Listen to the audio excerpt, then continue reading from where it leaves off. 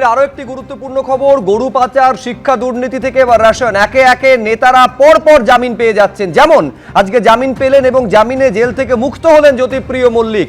গ্রেফতার হওয়ার 15 মাস পর জেল মুক্ত হলেন প্রাক্তন খাদ্যমন্ত্রী। দেখতে পাচ্ছেন সেই ছবি।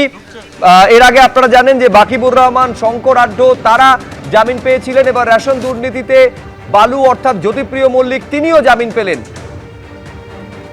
জেল মুক্তির পর যখন বেরিয়ে যাচ্ছেন জেল থেকে, সেই মুহূর্তে ছবি দেখছেন। বাড়ি পৌঁছে গিয়েছেন প্রাক্তন খাদ্যমন্ত্রী জ্যোতিপ্রিয় মল্লিক, সেই মুহূর্তে ছবি আপনারা দেখছেন। এর আগে আপনারা জানেন যে 2023-এর 27শে অক্টোবর ইডির হাতে গ্রেফতার হন জ্যোতিপ্রিয় মল্লিক। একেবারে বাড়ি পৌঁছে গিয়েছেন জ্যোতিপ্রিয় মল্লিক।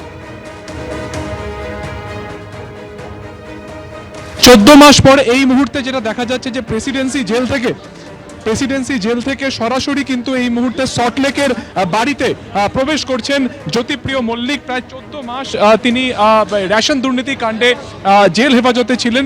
ইডি তাকে গ্রেফতার করেছিল। সবুজ রঙের একটি পাঞ্জাবিতে তিনি পড়েছিলেন, কিন্তু কোনো মন্তব্য তিনি কিন্তু করতে চাননি।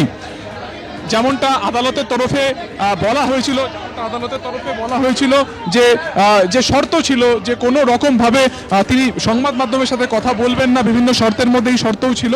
সেই মোতাবেকই কিন্তু দেখা যাচ্ছে যে জ্যোতিপ্রিয় মল্লিক কোনো রকম কথা মিডিয়ার সাথে কিন্তু বলছেন না। 50,000 টাকার বন্ড এবং 50 লক্ষ টাকার ব্যক্তিগত বন্ডে তাকে কিন্তু জামিন দেওয়া হয়েছে এবং তিনি বাড়িতে ঢুকলেন। আমরা কথা বলার চেষ্টা করব। আপনি তো মালা নিয়ে এসেছেন, কোথা থেকে এসেছেন, দেখা হলো? না, দেখা হয়নি এখনো, আমরা অপেক্ষা করব। আমরা তো বালুদা শুভাকাঙ্ক্ষী, আমরা ছিলাম দলের সাথে, ওনার সাথে। আজকে খুব খুশির দিন আমাদের, সেই জন্য আমরা এসেছি ওনাকে। কোথা থেকে আসছেন? আমরা শিক্ষক সংগঠন।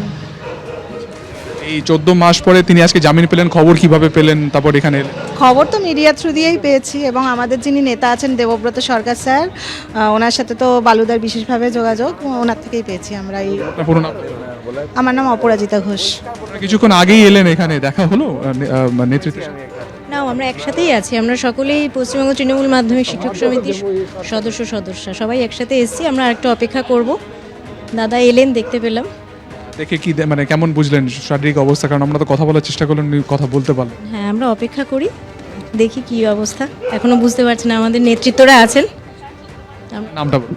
শতরূপা দাস।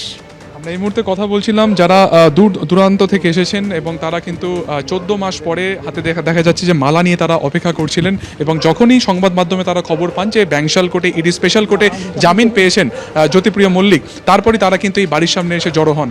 আমি আরও একবার বাড়িটা দেখাবো। ঠিক এই বাড়ি থেকেই ম্যারাথন জিজ্ঞাসাবাদের পরে ইডির তরফে রেশন দুর্নীতি কাণ্ডে গ্রেফতার করা হয়েছিল জ্যোতিপ্রিয় মল্লিক, এবং সেখানে 14 মাস পরে তিনি ফিরে এসেছেন। বিধাননগর নর্থ থানা পুলিশের তরফে ইতিমধ্যে নিরাপত্তার ব্যবস্থা করা হয়েছে। তিনি কিছুক্ষণ আগেই প্রেসিডেন্সি জেলে পৌঁছন। কোর্টে সমস্ত নথিপত্র সেখানে পৌঁছানোর পরে গাড়ি যায়, সেখানে তার পরিবারের সদস্যরা ছিলেন, তার ভাই এবং তার মেয়ে সঙ্গেই ছিলেন। এবং তারপরে গাড়ি সোজা এই BC 244 অর্থাৎ 244 সল্টলেক সিটি সেক্টর 1-এর যে অ্যাড্রেস, সেখানে তিনি কিন্তু ফিরে এসেছেন। যদিও কোনো কথার কিন্তু এদিন তিনি জবাব দেননি এবং সরাসরি তিনি বাড়িতে ঢুকে যান। ক্যামেরা অতনুকুণ্ডুর সঙ্গে সুকান্ত মুখোপাধ্যায়, ABP আনন্দ, সল্টলেক।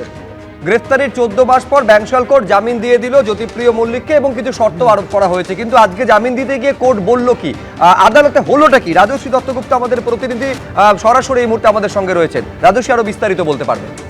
দেখো, আদালতে আজকে সওয়াল জবাব সেভাবে হয়নি। আজকে অর্ডারটাই ইস্যু হয়েছে এবং একটা 29 পাতার নির্দেশে বিচারক কিন্তু পরতে ব্যাখ্যা করেছেন যে আইনগতভাবে জামিনের আবেদনের শুনানির পক্ষে সপক্ষে কি সওয়াল জবাব হয়েছিল এবং তারপরে আদালতের কি পর্যবেক্ষণ এবং তারপরে কোন কোন শর্তে তাকে জামিন দেওয়া হলো।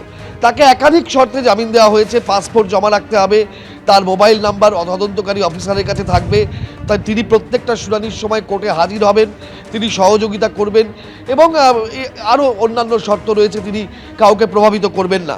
কিন্তু আজকে পরতে ইনভেস্টিগেটিং এজেন্সি অর্থাৎ এনফোর্সমেন্ট ডাইরেক্টরেটকে কিন্তু বিচারক তার এই জামিন দেওয়ার যে নির্দেশ তাতে বিদ্ধ করেছেন এবং কোন কোন জায়গায় এনফোর্সমেন্ট ডাইরেক্টরেট বিচার ব্যবস্থাকে প্রভাবিত করার চেষ্টা করেছে এবং তাদের ইন্টেনশন অর্থাৎ তাদের যে একটা দূরভিসন্ধি কাজ করেছে, এইরকম মতামত, এইরকম মন্তব্য এবং ব্যাখ্যা এই অর্ডার শিটে রয়েছে। যেমন একটা জায়গায় বিচারক বলেছেন তার নির্দেশে যে 24শে ডিসেম্বর আচমকাই এই মামলায় 3 জনকে গ্রেপ্তার করে ইডি কোর্টে প্রডিউস করে। তারা হলেন শান্তনু ভট্টাচার্য, সুব্রত ঘোষ এবং হিতেশ চন্দক। এই 3 জনের বয়ান ইডি প্রায় 1 বছর আগে রেকর্ড করেছিল, কিন্তু তাদেরকে আচমকা এই গত বছরের 24শে ডিসেম্বর অর্থাৎ মাত্র 15-20 দিন আগে তাদেরকে আচমকা যখন জ্যোতিপ্রিয় মল্লিকের জামিনের আবেদনের শুনানি চলছে তখন তাদেরকে গ্রেপ্তার করে আদালতের সামনে হাজির করা হয় এবং আদালত এতে মনে করছে যে তদন্তকারী এজেন্সির একটা কোনো দুরভিসন্ধি ছিল, যে কারণে 1 বছর আগে যাদের বয়ান নেওয়া হয়েছে 1 বছর পরে তাদেরকে আচমকা এই জামিনের মামলার শুনানির সময় গ্রেপ্তার করা হলো।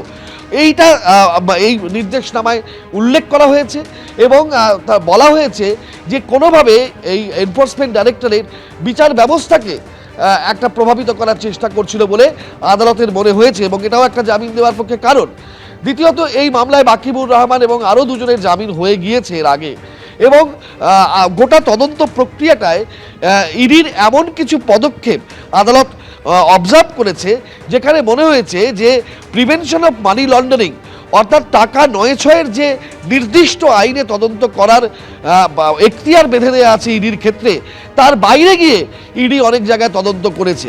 ইডি বিভিন্ন সময় তাদের অকাট্য প্রমাণ নথি হিসাবে পাতার পর পাতা নথি দিয়েছে, কিন্তু লুজ শিট অর্থাৎ এমনি এরকম পাতায় লেখা কোনো নথি কখনোই অকাট্য প্রমাণ হিসাবে বিবেচিত হতে পারে না এই মামলায় আদালতের কাছে।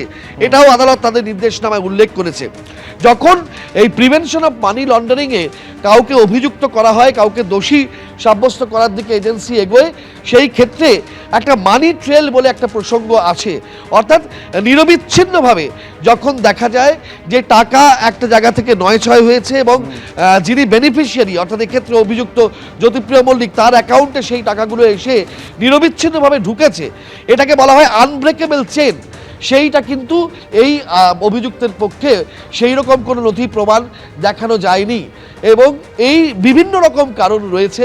এই জামিনের নির্দেশ দিতে গিয়ে তিনি বিচারক কিন্তু এগুলো পরতে পরতে ব্যাখ্যা করেছেন এবং সেখানে বলার বিষয় একটাই যে ইডি যারা এতদিন ধরে বিপুল পরিমাণ একটা দুর্নীতি হিসাবে তদন্ত করছিল এবং বারবার জ্যোতিপ্রিয় মল্লিকের জামিনের আবেদনের বিরোধিতা করেছে, সেই জায়গায় দাঁড়িয়ে বিচারক কিন্তু দেখিয়েছেন যে একটা ওভারস্টেপ করে বিচার ব্যবস্থাকে ইনফ্লুয়েন্স করে নতুন করে অ্যারেস্ট করে এনে বিভিন্ন রকম উপায় এই জামিনের বিরোধিতা করার চেষ্টা করা হয়েছে, যেটা অভিপ্রেত নয় একটা কেন্দ্রীয় এজেন্সির কাছ থেকে এবং বিভিন্ন যে আইনি প্রেক্ষাপট রয়েছে সেগুলো ব্যাখ্যা করেই আজকে তাকে শর্তাধীন জামিন দেওয়া হয়েছে।